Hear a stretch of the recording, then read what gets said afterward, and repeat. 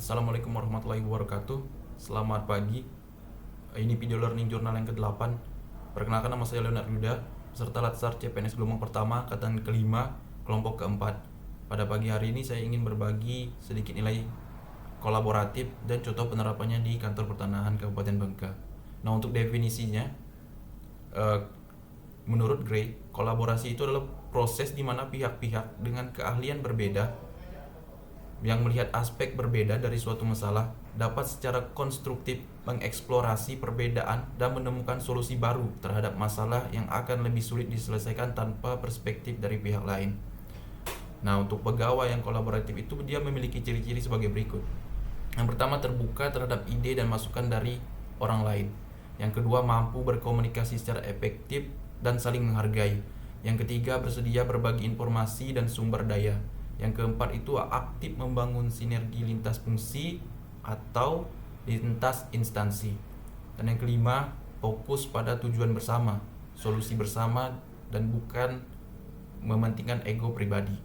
Nah, di kantor, nilai kolaboratif ini tuh sangat penting karena tugas pertanahan itu banyak melibatkan pihak-pihak baik internal maupun eksternal. Tanpa kolaborasi, proses pelayanan itu bisa terhambat dan beresiko menimbulkan kesalahpahaman.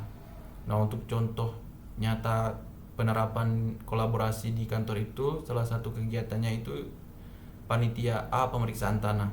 Nah, secara umum pada kegiatan ini itu terdapat 3 tahapan. Yang pertama, tahap persiapan. Nah, pada tahap ini saya menyiapkan dokumen yang diperlukan dan berkoordinasi dengan anggota panitia A.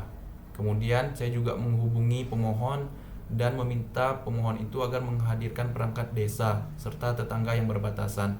Nah, di sini kolaborasi itu terjadi antara tim internal kantor dengan masyarakat. Nah, agar semua pihak siap dan memahami perannya masing-masing. Kemudian pada tahap selanjutnya itu pelaksanaan.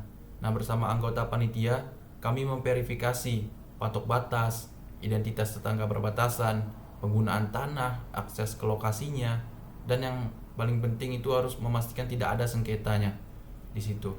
Nah, kolaborasi itu sangat terasa saat kami saling melengkapi informasi dan saling mengingatkan agar data yang dikumpulkan itu akurat, sehingga nanti hasilnya juga akurat. Nah, yang terakhir yaitu penyusunan berita acara lapangan. Setelah verifikasi selesai, kami menyusun berita acara berdasarkan hasil di lapangan. Di sini kolaborasi itu muncul dalam bentuk diskusi dan validasi bersama agar dokumen yang dihasilkan itu benar-benar mencerminkan kondisi nyatanya di lapangan. Nah, terkait nilai kolaborasi dan kaitannya dengan visi misi Kementerian ATR BPN itu, nilai kolaboratif itu sejalan dengan visi Kementerian ATR BPN, yaitu menjadi institusi yang profesional dan terpercaya dalam pelayanan pertanahan dan tata ruang. Kolaborasi antara pegawai dan masyarakat dan stakeholder lain adalah fondasi untuk mewujudkan pelayanan yang cepat, tepat, dan akuntabel. Tanpa kolaborasi, mustahil mencapai misi reforma agraria dan penataan ruang yang berkeadilan.